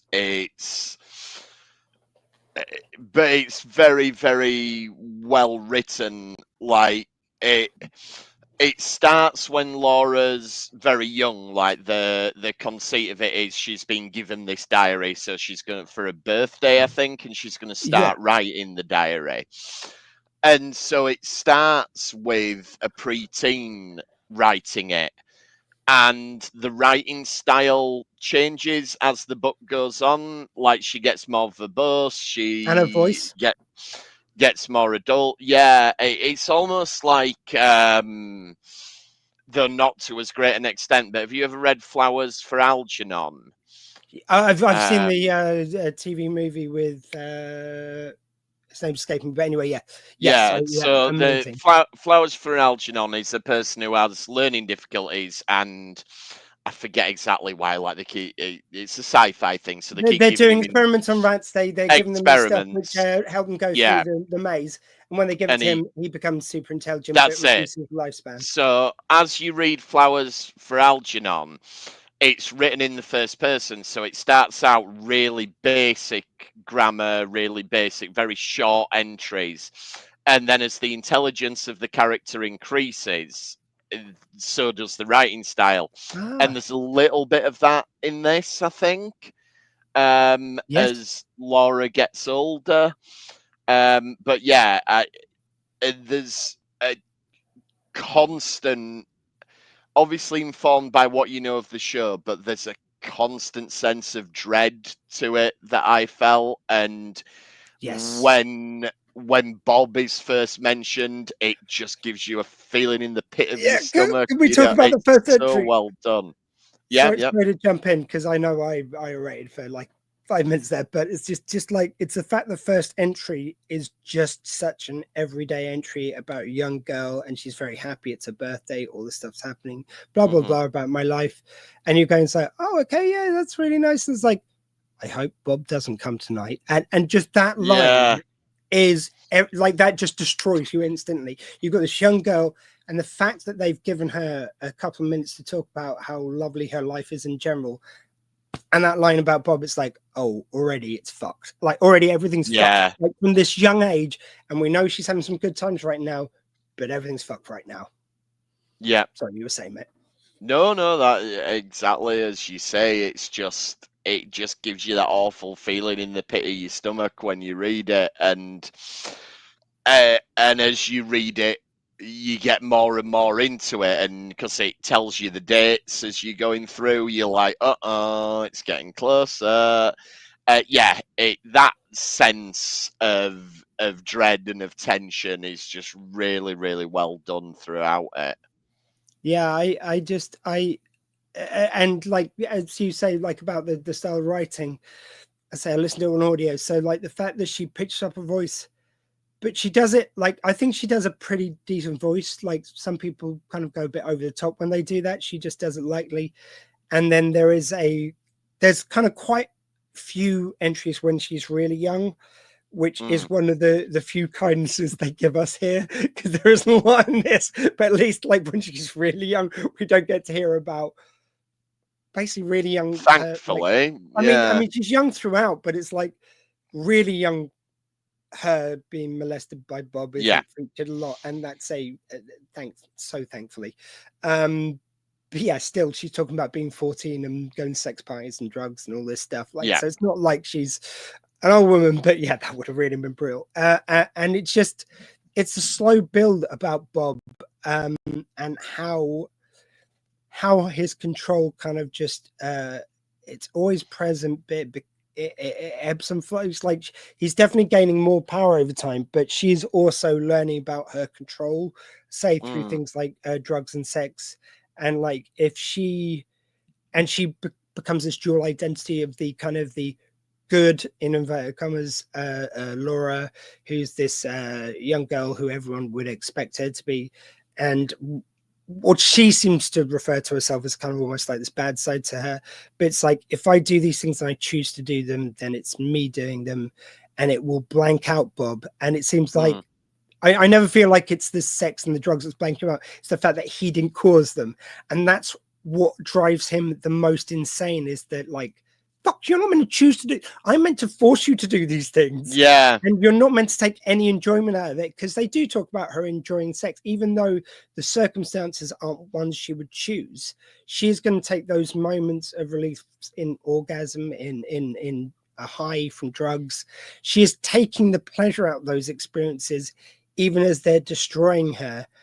And in that way, Bob can't. And that is just such a big concept. And I think, again, like Jennifer Lynch here doesn't do exactly what David Lynch did. And this is such a personal talent. Really, it skirts around it and kind of like sometimes crosses over with stuff which happens in the TV show. But for the largest part, these are things we never heard about with her cat, her horse, and certainly all the details. It was released in between the first and second seasons. So obviously there's only so much. You're not going to find out who the killer is in this book. But I'm as certain as I can be that Jennifer Lynch knew when she wrote it, and reading it as I did after the fact and knowing everything, it feels like it's all there. It's just pointedly, you do have bits where it says there's a missing page here or there's a missing page there. And eventually through the course of the show, we find those missing pages, don't we? Like one of them Harold had, and one of them Hawk found in the toilet cubicle in the return. So that I love that moment. I don't care how cheesy it is that Garland hid a page in the wall. And like you said when we were talking about that time, it's like so fuck it. Are we gonna find like how many pages were missing exactly from the story? But it's great. But yeah, I think it's a really impressive piece of work. And it's I don't know what else to say about it, really. It's just it taps into things that you don't really want to engage with, but it forces you to sort of look at the darkness of it. And I think it does add a lot to the character of Laura. And so therefore your appreciation of the show and everything. I think, again, they could have knocked out any old tie-in, cash-in. What they could have done is they could have done, here's the Twin Peaks high school yearbook, and people would have bought it. But the fact that they've actually done this, I think, is really impressive. So I already said the secret diary entries are absolutely brutal, so true.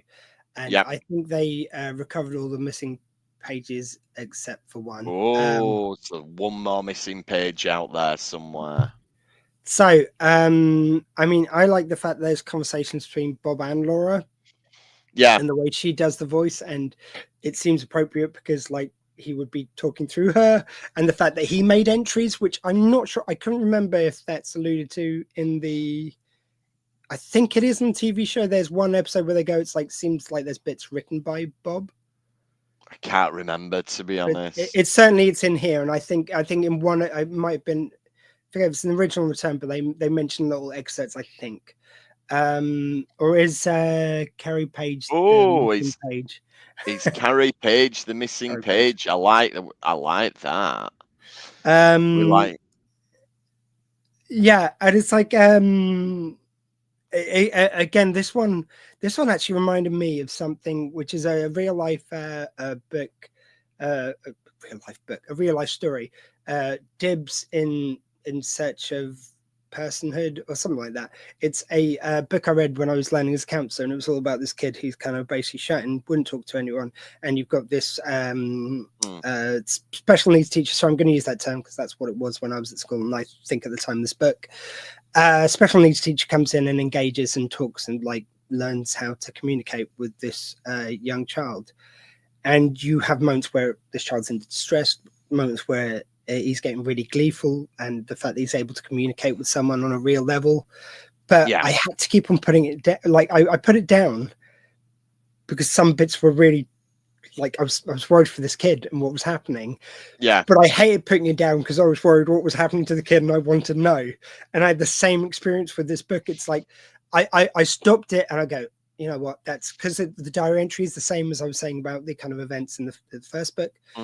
It meant you can put it down and pick it up again very nicely. So I'd listen to a podcast, but I found myself itching for that podcast to end so I could get back to this and be brutalized all over again. Like I'm generally quite a slow reader, but I remember this. I read it really, really quickly for me. Like, I'm sure some people could read this in an afternoon, but for me, I think it was a couple of days. But that's fast for me to read a book. So yeah, it's compulsive, definitely. So I just wanted to go through a few things which contextualize. I felt like I knew Laura Palmer. I don't feel like anything I knew is contradicted by this, but it's so enriched by this. So the fact that when her cat dies because it gets run over, and then later on she's with a child she's accidentally run over because she's been on drinking drugs. And the moment with this kid, and this kid is so accepting and apologetic. She sees how hurt Laura is. So she goes like, well, no, like, you clearly are really upset. And why would I make you more upset? Like, because Laura's like, why aren't you more mad at me?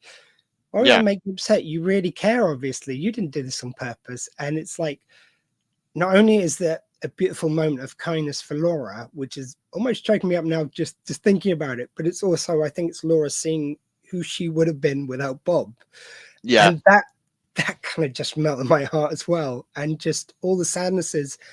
And there's no nod in this at all to her knowing that Leland is Bob, or kind of certainly linked. And I feel like almost, obviously, whenever there's something physical happens, that's Leland as Bob. But I feel like Bob's in Laura's just head constantly as well. Yeah. And he'll disappear for times, which almost seems like an extra cruelty. And she even kind of like offers her life up to him, which again is taking the, like, she's like, fuck it. Look, I'm not going to get a moment of happiness in this life. Just kill me. I will let you. I will give you my life. But of course, that's the opposite of what he needs, because he needs it not to be her choice. And it's like, even in that moment, it's like, no, I can't do it because you're giving this to me. It's like, this is your only out. And I can't let you take it, even if I had any mind to, which of course I don't. And like stuff when she talks about James and like, and the other guy, Bobby, and all those relationships. And it's sort of like, I think it does agree with what our takes on their relationships, but it also does add more about, like, I know he's the guy I should love and I should be able to love, and like, this would be perfect. but I can't feel this. I can't, like, in this reality I find myself in and everything happening, there's no way I can get to that. It would just, like, I'll tell him I did. Oh, and like Laura, her friend, Donna.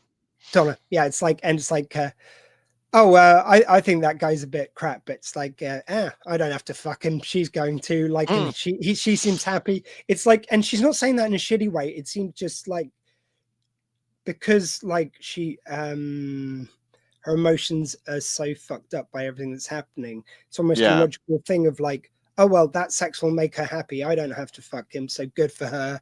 I'll just step out of the way. Maybe I'll fuck him when she's not fucking him, but as long as she doesn't know, she's okay. And it's almost like she's had to write her own morals, a lot of which are really moralistic, some which are just kind of adaptations based on the life she's had. So you can't blame her for having those morals, but some of them are a bit like, you know, well, you're fucking on his boyfriend and you don't seem to have a problem with that, but I don't think it's because you're a bad person.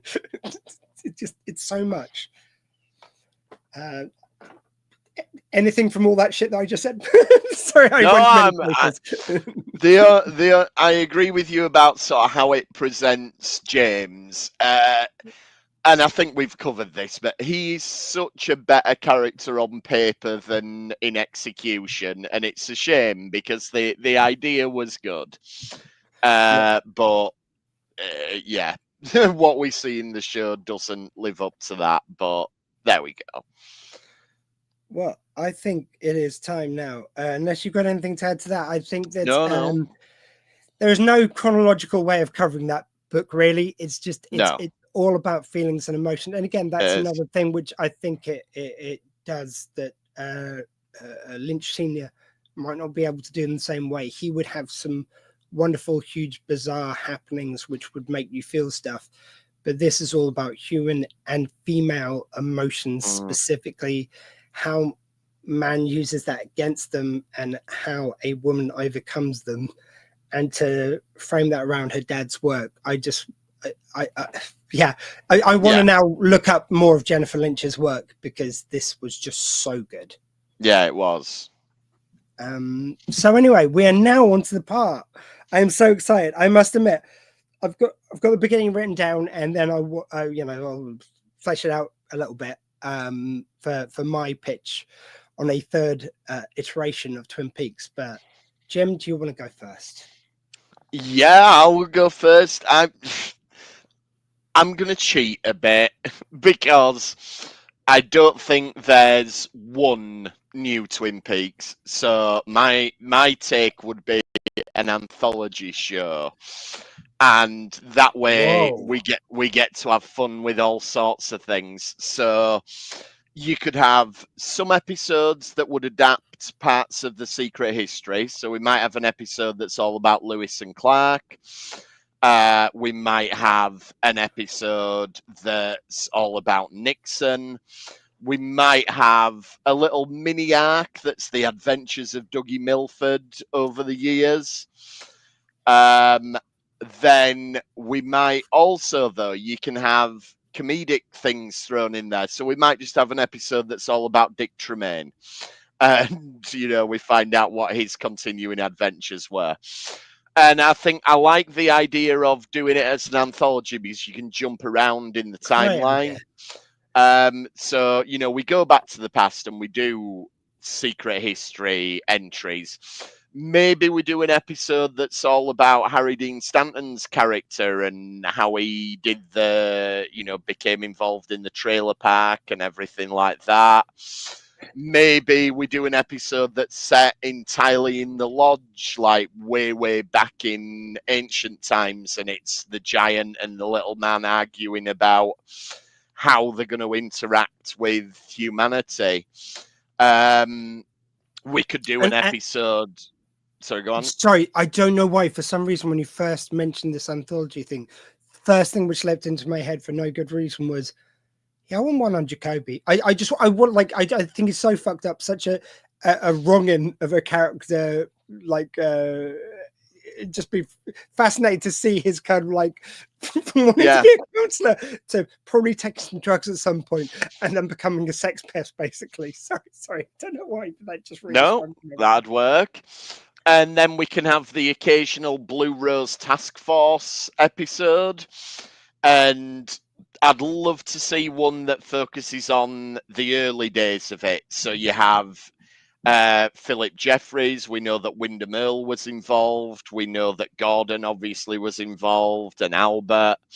And so maybe we see those characters when they're younger. And what were the other Blue Rose cases that were not involved with Twin Peaks? What other weird shit did they investigate over the years? I mean, that could be a whole show of its own, which, as I say, that this is why this is a bit of a cheating entry. But, and then I'd like to see some episodes that go beyond the time frame of where we've already been. So maybe we do pick up an episode. Maybe we get to see Ed and Norma get married, and it's just a nice, happy wedding episode with no weird stuff in it whatsoever. Maybe we do an episode that's all about, I don't know, someone goes to a jumble sale and they buy a bedside cabinet and it's got Josie inside it. And if I may just quickly, flea market for our American listeners. Sorry, as you were. Fleet there, of course, yeah. And you know, we find out that the chest of drawers was sold from the hotel, had a big sale of their old furniture, and it found its way here, and a family buys it. And I don't know, maybe Josie starts reading the kid bedtime stories or something like that. You know, let's do something really silly with that part of it that we never picked up on before. So yeah, Twin Peaks the anthology is my pitch, because that way we get to have the best of all worlds and dip in and out of the bits that we want to see. Fucking love it, mate. That genius. And you say cop out. Having an anthology show, I think, is just, yeah, Twin Peaks is built for it. There's so many kind of mysteries and stories you can just dip into. So I'm just thinking of more as we're talking. Let's have an episode where we actually see the kid with the magic glove meet the giant and get given the glove. You know, let's do stuff like that. Let's have more episodes of James biking around Mexico. Actually, let's not do that. But other than Tamara, is it Tamara Pearson? Like a TP, like her full name is something like Tammy. You could have her starting off in the agency would be great, because I think she's great. Yeah. First meeting Gordon Cole. Oh my God, this was a great idea. I love this. I'm just going to read out a few from Razorhead. I think it's the best thing to do as a Lynch project. There's in the world of Twin Peaks, but not necessarily in Twin Peaks continuation, much like James' idea there. Maybe explore a different lodge entrance in a different part of the world. That yes, I like that. You could have British Twin Peaks.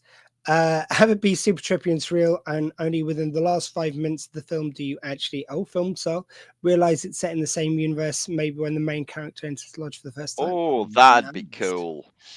And finally, similar to the way David Lynch has stated, Lost Highway is set in the world of Twin Peaks, but not directly related to it. I have to check that one out. He has said that. But as with everything David Lynch, is he just fucking with us saying that? I mean, I could see it. Certainly there is a character in Lost Highway that would not be out of place in the Black Lodge. So yeah, I could definitely see that. And I love Lost Highway. That's why there's chalupas in both. Tulpas, sorry, in both. Okay.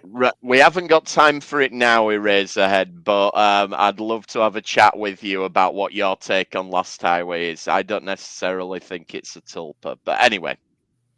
Dr. Squee. I think we know what our next... I thought this was going to be the final entry. Now we have to do Lost Highway. I'm quite happy to. Maybe for Squee Fest we do Lost Highway. Oh, because I was thinking of doing Squee Fest in February, which is 24 hour of me talking to people for charity. Okay, here's my pitch for Twin Peaks: is this future or past? That's the name. Oh yes. And this is set. I'm gonna take some stuff from the show, some stuff from the Secret History. I know I've put in a suggestion of yours that you said at one space point, Jim. So it's a kind of hodgepodge, along with a few real life events I've tried to put in. So I've got first bit written down, then I'll just extrapolate. So when Laura Palmer was taken from the past by Coop, she lost her memory and was found miles away, where she continued her life, where we find her in the future, where Coop picks her up from. So I've taken that to be, the 90s, because they say something about like, what year is this? And it never gets answered, I think, at the end. Yeah. So I've decided that was the time it was purported to be. When Coop and Laura arrive back at the house, which they go to, and no one remembers her being there, it was in the new presence. The Palmers moved after their daughter's disappearance. So I've taken that directly from the Secret History. Never fully getting over it. I've slightly diverted here. Bob, still being within Cleveland, caused a huge spate of murders before he was finally caught and executed by the... but the town by then was a shell of itself. So loads of people who weren't meant to die died. Coop tried to return to the Bureau, but found Gordon, Albert, Diane, Tammy, and even Philip Jeffries left the FBI at the time they originally would have started looking into the murders before Laura. So, Tammy obviously would be later on, but she's not in the FBI. You've even got Philip Jeffries isn't there. All the people who were connected to the case, Keith Sutherland and Chris Isaacs, they're all missing. They were all in the FBI, but they all went missing about the time of the original cases were meant to be. Coop can find no evidence of the lodge ever existing, and he has become the sheriff of Twin Peaks at this point. Having found out that the Trumans had been murdered as part of the murdering spree. So he's kind of taken up their position as a sort of penance for what he did. So like basically when he came to town was in a bit of a mess. There was no sheriff. We find out that Big Ed was killed as well. So Norm's we're getting there. We're getting there. Yeah, but you've got to start. So basically where we're starting from is Cooper's the sheriff. He goes into the diner and they talk about, like, she mentions Big Ed's being murdered, and we find out all this stuff drip fed in very Twin Peaksian fashion. So it's set so 2017 to today. So we'll say it's 2027 when this comes out. So it's set 10 years afterwards. And Coop's just been living in this new timeline. He tried to talk to Laura, but she just refuses to engage. She's just getting on with the life that she knew. The reason why she screamed was because she remembered everything from that other life, which she'd forgotten. And they explained that... the only person who remembers what happened is Andy, because he went into the lodge. So I've kind of got this thing of people who went into the lodge may have some memories from what happened. So Andy tries to tell everyone, no one believes him, and basically Coop's like, look, don't worry, they're not going to believe. Just like, we've just got to move on with the timeline as it is. So right, that's the end of my notes. So what happens then is you've got the log is on Hawk's desk. It was bequeathed her as it was in the books by the log lady, and he keeps on like staring at it, wanting it to talk to him, because he's kind of got some quasi memories. It's a bit fuzzy. So when Andy talks about it, he's like, no, it doesn't quite, it's like, it's almost like he's trying to remember something's in there because of his ancestral knowledge of it. And then one day, like Lucy is just like, is standing in the hallway. Everyone's busy and talking, and she tries to get their attention, and she's staring at the log, and like, they're busy talking. They're talking about donuts or some shit like that. You've got the biggest stack of donuts you've ever seen yet on the table. And she's drawn to it. She goes over and she touches the log and picks it up. And then Hawk sees it and goes, what are you doing? There's the log. And she goes, it's talking to me. And she becomes the new log lady. Oh, I like that. Think suits her character. And she says, my log has a message for you to Dale. And he goes, what is it? And then suddenly there's this huge flash and he finds himself in the lodge and Lucy's talking to him. And then you've got this fire behind them, which is set up like Christmas for some reason in my head. It might be the time of year when we're doing this. And it goes, I am the final evolution of the hand. And I sound like this. The flame goes big in it, and it's Laura's scream. So Laura's scream is the through line of this one, like the electricity in the last. So trying to keep this together in my head. So and the Lucy, log lady Lucy in the lodge says, it's like, in the end, you will choose death. Or no, in the end, you will make the wrong choice, but she will make the right choice for you. Is this the future or past? He then finds himself waking up in the past when all the kind of adults from the original series are young, and he meets the log lady who finds the log. Basically, she's already been through the thing where she's got the triangle tattoo. It's actually on the back of her neck, isn't it? So she's already a bit weird, and she's like, no one knows how to communicate with her. But one day she's staring at this fire, which is the evolution of the hand, and you see this log just perfectly roll out of it, of this burning fire, unscathed. It hasn't burned, nothing. And she picks it up and she connects with the log. And now Lucy and her have got this kind of connection. So from the log's perspective, it comes out that the log in the future is actually like the beginning of the log's journey, and actually it coming out the fire is the end. So that's why it knows so much stuff. Oh shit, slight change. Sorry, before Coop goes back to the past, he ends up going to the diner. He sat down. It's a slow day. Norma's just washing dishes, whatever else. And suddenly these agents come in, and it is Keith Sutherland and Chris Isaac. Okay. And they reveal to him, it's like, they just hand him this phone, and it's Gordon Cole on the phone. And even though, again, because they were all connected to the Blue Rose, they all remember everything. And I thought it kind of works in with the fact that not only has David Lynch got COPD, so he might be limited in any role he could play. So sort of tried to, as if this could happen. I like that you're budgeting for this and you're thinking about logistics of it. Well, he's on the phone, and I sort of love the idea that Keith and Sutherland and Chris Isaac come in. They don't say anything; they just hand the phone over to him. Yeah, and they say fuck all. It's very Lynchian, I thought. And like Gordon goes, "Coop, I remember everything. It actually happened."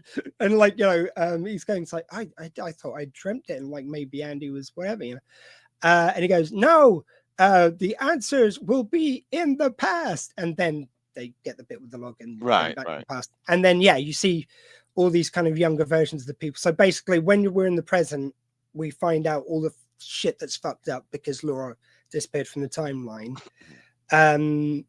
Coop basically becomes entangled in events in the past, manages to kind of like, so we see some of the stuff we never did, and he gets information, which he then goes to the present, gets Laura, and eventually it's all about weaving her back into the timeline. And there's a moment where they have to make the decision. It's like, do you let Laura go back into time and die, which is a destiny, or do you do you save her? And everyone, loads of other people die and the world's fucked up. And also the fact the FBI, the reason why they left is because they sensed something was coming, and all the stuff which Trump wants to do and is being kind of vaunted about, the FBI basically being disbanded or changed. So they're kind of like a rogue agency. So now the Blue Rose is its own thing. Cool. So it works in with kind of like, obviously I don't know exactly what's going to happen with the FBI, but there's big talks that's going to change. So they become like, I think there's something cool about them being an underground thing against, they believe in the government, but the government isn't being the government anymore. So that's what they are. You get an episode where we just go through how Laura was created and Laura's life that we didn't see. So taking some of the elements from the book. Cool, yeah. But also we kind of add a bit of mysticism about kind of her existence and everything. I'd love to bring back Dougie and somehow him being a portal to the past for Coop. You can have lots of fun with a new version of Bowie's character played by someone else. Like, obviously, that would be sacrosanct casting. You have to be so good about how you cast these things. But I think if you have younger versions, you can do that. So I like the fact that basically it takes place over the three timelines of the young history of the older characters from Twin Peaks. You get the present day and where they are now in this fucked up reality, and you get the nexus point, which is Laura and Bob, and it kind of it all ends in them realizing their destiny was the whole point. Like, and the bits which I suggested before of like when we see the horse and we see stuff spiraling out in the lodge, and Laura screamed that representing the death of the lodge. That was the death of the lodge, and they've got to re-find it. So when they put the world back together, basically the lodge still doesn't exist, but all the effects of it do. So it's about those things had to happen, but this effect on the world has to end, otherwise it's going to tear it apart as well. Yeah, I like that. And I think this hopefully leaves a lot of room for kind of a lot of surrealism, a lot of Lynchisms. And you can, as I say, where we have that episode all about the birth of Bob, why not an episode about the birth of Laura and everything? Yeah, that would be cool. Maybe what her being was before it became a being which got put into the past. Yeah. And what it became when it was unstuck from Laura herself. So it's almost like the Lodge Laura was unstuck from her when she got put into her new life. And but like, she's not herself without it. As fucked up as her life was, she's not her anymore, because she was always a mystical being, basically. Yeah. You know what? I think we can make these work together. I think yours is the main show. Yeah. And then when it's on like mid-season break or in between seasons, we have a couple of episodes of my anthology to pad out the backstories and things like that.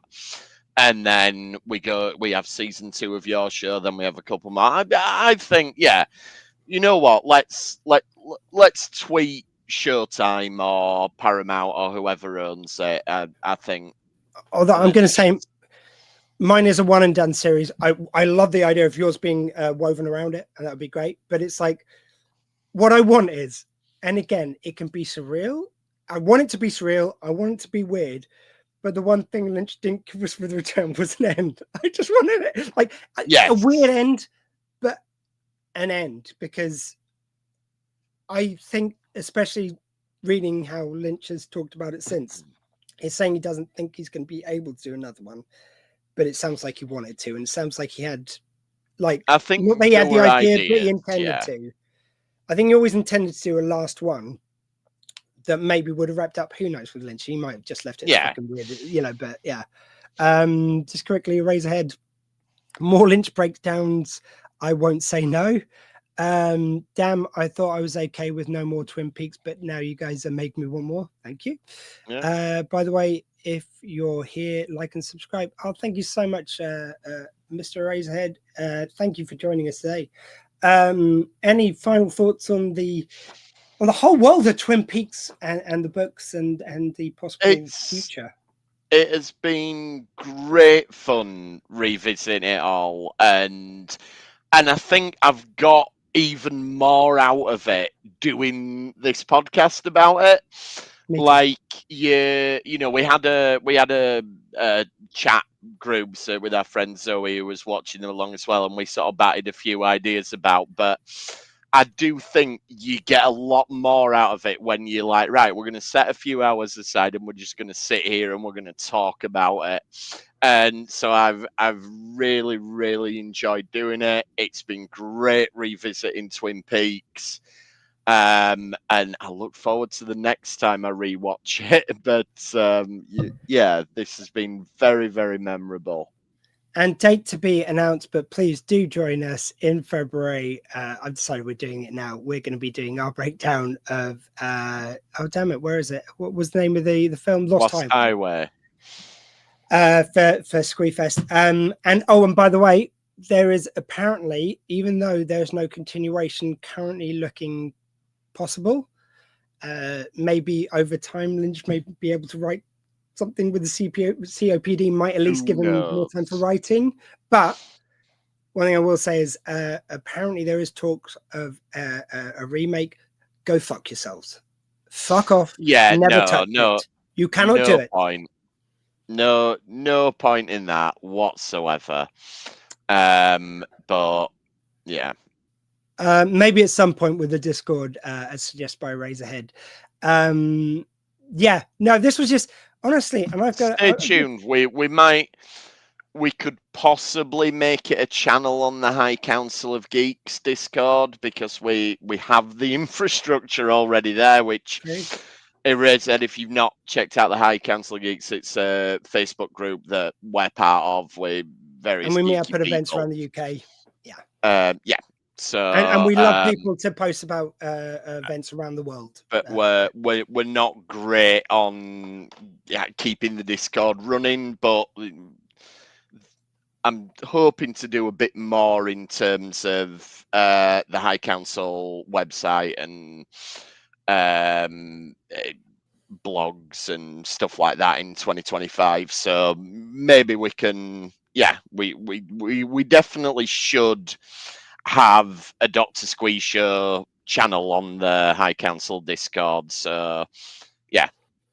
Carl McLaughlin's the Undead Cleveland Remix, agreed, and I'll moderate on a bunch of YouTube channels and a couple of Discord servers. So I just want to add as well, the reason why I did this was because not only fucking pleasure to go through Twin Peaks, but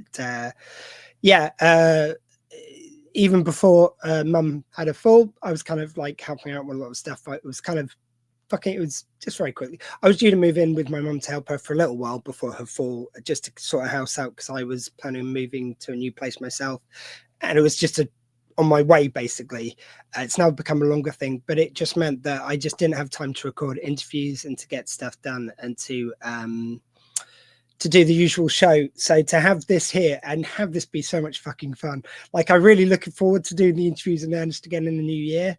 I've got one bench which I've had for fucking ages, not managed to put up, which I'm going to put up in the next few days because I've got time. But thank you, Jim, just to be able to do this and to be so no pressure. And as probably has been noticed by people listening, I'm never that good with names, but I usually make note of names, and I so often haven't. And Jim has been my horcrux for the names of people in Twin Peaks. So thanks for doing this with me, mate. This has been so much fun, and it's meant I could keep the show going in some form during that time. No, it's been an absolute pleasure. Really enjoyed it.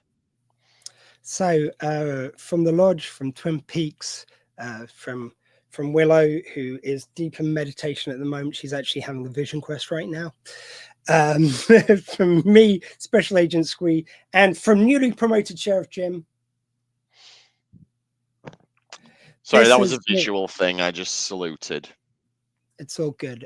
This has been the Doctor Squee Show presents the Twin Peaks files, the audio files / books. I've been Dr. Squee. That was my show in a world where you can be truly anything. Beware of the owls. And thank you, Razor.